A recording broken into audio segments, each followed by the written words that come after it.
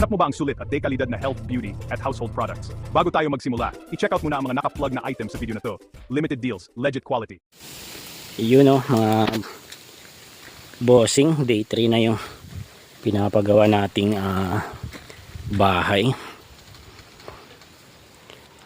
Mabilis yung gumagawa sa loob ng 3 araw. Yan na yung malapit nang mabuo. Yan na yung trabaho nila.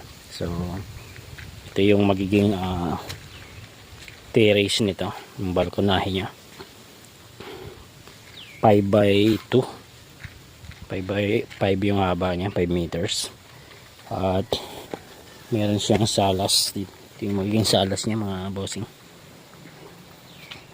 3x6 galing doon papunta dito, 3x6, and papunta naman, galing naman dito papunta naman dun sa dulo, 3x6 din.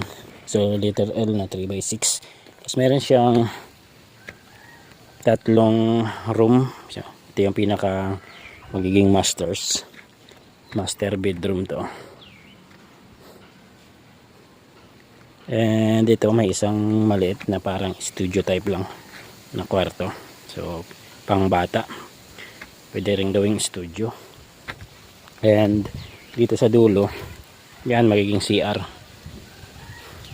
Yan yung magiging CR nya dyan sa kanto. Tapos yan yung exit, pintuan. Dito rin yung maglalagay tayo ng lababo. Then dito parang siya na yung magiging parang bar counter, yung ilalagay natin dito sa dingding ng pangatlong maliit na room. So isang room din to. So bali 3 room yung ilalagay natin dito. Diyan. So 8x8 yung sukat nito, mga bossing.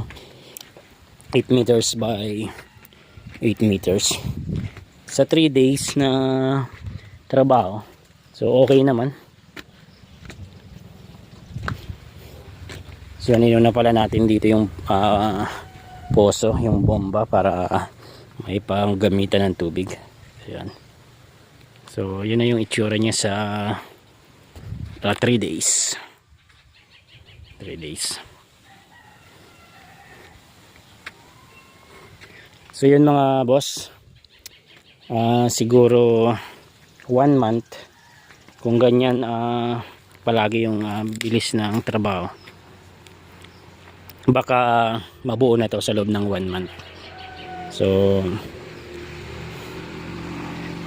baka mabuo na natin sa loob ng 1 month. So kahit wala munang mga finish sa labas, kahit sa loob lang muna. Tapos bubong, bubong natin dyan mga bossing ay tiles pan at steel truss na lang, kasi mahirap na maghanap ng kahoy ngayon na maganda.